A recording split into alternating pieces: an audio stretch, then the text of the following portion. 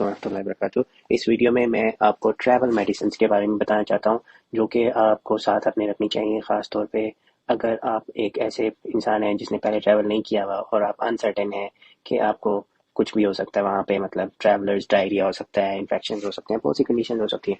तो वो मैं डिस्कस करूँगा। लेकिन अगर आपने पहले ट्रैवल किया हुआ है और आपको पता है कि आपको पिछले ट्रैवल में क्या हुआ था और उससे पिछले ट्रैवल में क्या हुआ था और उससे भी पिछले ट्रैवल में क्या हुआ था, if you know your history really good, तो फिर आप वो अपने थोड़े से नोट्स कलेक्ट करें और आप फाइंड आउट करें कि आपको क्या क्या चीज़ें ज़रूरत पड़ी थी लास्ट ट्रैवल में। फॉर एग्जांपल, अगर आप हज पे गए थे तो आपको क्या प्रॉब्लम हुई थी, आप हज पे नहीं गए तो आप उम्रे पे गए थे तो आपको क्या प्रॉब्लम हुई थी और आपको क्या ट्रीटमेंट लेनी पड़ी थी। So let's go over it. So पहली सबसे इंपॉर्टेंट चीज़ ये है प्रिस्क्रिप्शन मेडिकेशंस। अगर आप किसी प्रिस्क्रिप्शन मेडिकेशंस के ऊपर हैं करंटली, तो आप मेक श्योर करें आप अपनी सप्लाईज लेके जाएं और थोड़ा सा एक्स्ट्रा सप्लाई भी रखें अपने पास। और वो एक्स्ट्रा सप्लाई जो है एक अलग बैग में रखें। लेट्स से आप डायबिटिक हैं और आपको रेगुलर गोली खानी है या रेगुलर इंसुलिन के टीके लगाने हैं, तो आपके पास एक्स्ट्रा सप्लाई होनी चाहिए, क्योंकि चीज़ें घूमती हैं ट्रैवल के दौरान, आपकी चीज़ें बहुत घूमती हैं। खासतौर पे हज पे तो चीज़ें घूम सकती हैं, मिसप्लेस हो सकती हैं, आप कहीं भूल सकते हैं रख के। सो चीज़ें होती हैं, तो इसलिए आपको एक एक्स्ट्रा सप्लाई रखनी चाहिए, खासतौर पे अगर आप इंपॉर्टेंट सीरियस कंडीशंस के पेशेंट्स हैं जिसमें आप दवाई के बगैर बिल्कुल नहीं रह सकते और आपको अगर रहेंगे तो आपको प्रॉब्लम्स हो सकती हैं। सो दैट्स वेरी इंपॉर्टेंट, ठीक है। और वैसे भी आप अपना प्रिस्क्रिप्शन जो है ना साथ लेके जाएं। आपको जो डॉक्टर ने प्रिस्क्रिप्शन लिख के दी हुई है ना, उसको साथ लेके जाएं और उसकी एक पिक्चर भी खींच के रखें अपने फ़ोन के अंदर, ठीक है। क्योंकि क्या होता है इसके अंदर कि लेट से आपका सामान खो गया है या आपकी मेडिसिन कहीं गुम गई है या आपकी मेडिसिन में पानी चला गया है, एनीथिंग कैन हैपन, तो आप वहाँ नियरेस्ट फार्मेसी पे जाएं, अपना प्रिस्क्रिप्शन दिखाएं, वो आपको मेडिसिन भर देंगे, ठीक है। ज़्यादा ले जाने को मैं इसलिए कह रहा हूँ कि वहाँ पे मेडिसिन थोड़ी महंगी मिलती है, इसलिए अगर आप यहाँ से पहले से तैयारी करके गए हैं तो वो ज़्यादा बेहतर है, ठीक है। बाकी जब आप ट्रैवल कर रहे हैं ना, तो मोस्टली पेशेंट्स को वहाँ पे जाके ना ट्रैवलर्स डायरिया हो जाता है या स्टमक अपसेट हो जाता है। तो जाने से पहले अपने डॉक्टर से कोई एंटीबायोटिक लिखवा लें उसके लिए। जो मोस्ट कॉमन एंटीबायोटिक्स है ना जो इस कंडीशन में हेल्प करती हैं, वो है सिप्रोफ्लॉक्सासिन और फ्लैजल। वो बेस्ट एंटीबायोटिक्स हैं अगर आपका स्टमक अपसेट हुआ है या आपको डायरिया हो गया, ठीक है। तो अपने डॉक्टर से पहले से लिखवा लें आप वो, ठीक है।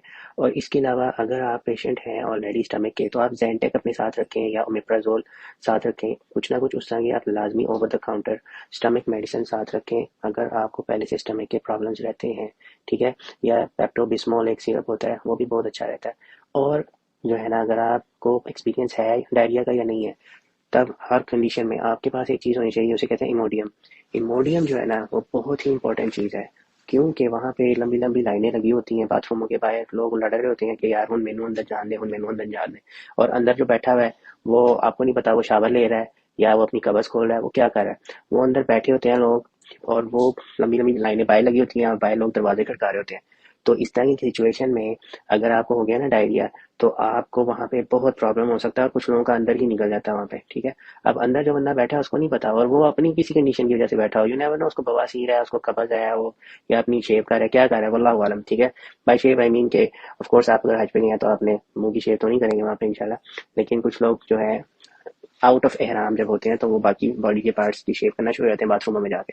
तो यू नेवर नो अगला बंदा वहाँ पे क्या कर रहा है, किस चीज़ में मसरूफ है। तो अगर आपको डायरिया हो गया ना, तो आपको इमोडियम खाना पड़ेगा, वरना आपका अंदर ही बाथरूम निकल सकता है, जो कि आपके लिए बहुत एम्बेरसिंग और बहुत प्रॉब्लमेटिक हो सकता है, क्योंकि वहाँ बाथरूमों का हाल जो है डिपेंड करता है टाइम टू टाइम भी और सर्विस टू सर्विस भी, और हर रोज़ का डिफरेंट हिसाब होता है और जगह का भी बहुत फ़र्क पड़ता है। मदीने के बाथरूम ज़्यादा अच्छे हैं, लेकिन सुनने में आया है कि मुजदलफा और मिना में ज़्यादा प्रॉब्लम होने के चांसेस हैं, इसलिए आप रिस्क ना लें, ठीक है। उसके अलावा जो है आपको बहुत चांस होता है वहाँ पे कि आपको बुखार हो जाता है, ठीक है। वहाँ बहुत लोगों को कोल्ड होता है, मतलब कि खांसी नज़ला जुकाम बुखार होता है। तो आपको अपनी लाइफ में पता होगा कि आपको लास्ट टाइम किस चीज़ ने फ़ायदा दिया था। फॉर एग्जांपल, अगर आपको टेलेनॉल या एडविल से फ़ायदा हुआ था तो आप वो खाएं, अगर आपको दुशानबे से फ़ायदा हुआ था तो आप दुशानबे पिए। तो इस तरह की आपके पास वो इमरजेंसी ट्रीटमेंट्स होनी चाहिए, ठीक है। टेलेनॉल हो, एडविल हो, दुशानदा हो, कफ सिरप हो, अपना एक छोटा सा हैंडी सा बैग बना लें, उसमें ये चीज़ें होनी चाहिए आपके पास। मैं रिपीट कर देता हूँ, टेलेनॉल, एडविल, कफ सिरप, दुशानदा, ये चीज़ें आपके पास लाजमी होनी चाहिए। हर बंदे को वहाँ जाके नज़ला जुकाम बुखार हो सकता है, ठीक है।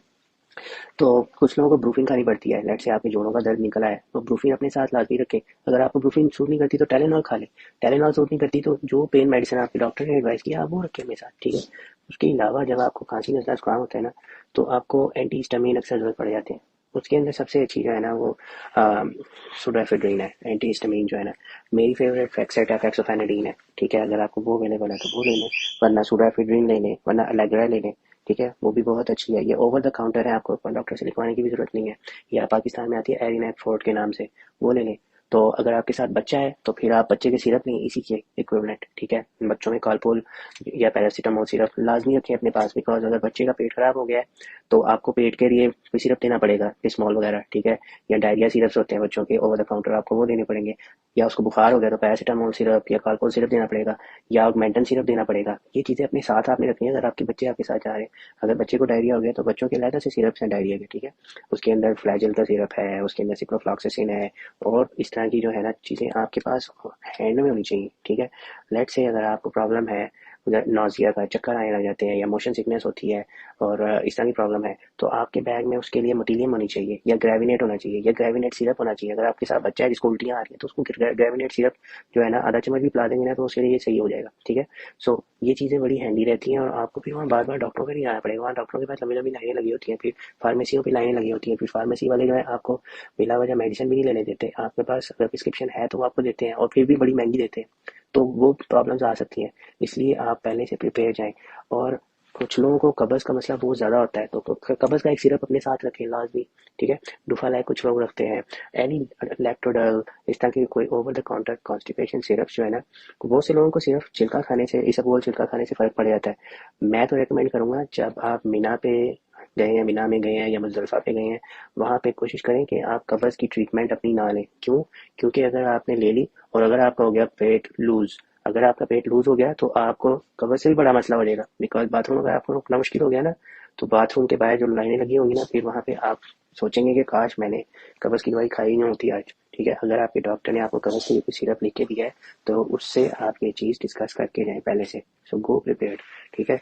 बहुत से लोगों को ना छाले पड़ जाते हैं पैरों पे, पैरों पे छाले पड़ जाते हैं गर्मी की वजह से चल चल के, और सोर्स हो जाते हैं। उसके लिए आप जो है ऑइंटमेंट खरीदें, स्किन प्रोटेक्शन ऑइंटमेंट खरीदें over the counter for heal source, वो लगाएं आप। अगर आपके छाले फट रहे हैं तो पॉलीफैक्स ऑइंटमेंट लगाएं, या एंटीबायोटिक ऑइंटमेंट लगाएं बेसिट्रेसिन का। ओवर द काउंटर है वो तो आपको बगैर प्रिस्क्रिप्शन के मिल जाएगा। ओवर द काउंटर ऑइंटमेंट इस तरह का आपके पास हैंडी होना चाहिए, ठीक है। अगर आपको लास्ट टाइम अगर आपकी चेस्ट इन्फेक्शन हुआ था, खांसी नजला जुकाम बुखार हुआ था और आपको ऑगमेंटन से फायदा हुआ था, तो अपने डॉक्टर से ऑगमेंटन लिखवा के लेके जाएं, ठीक है।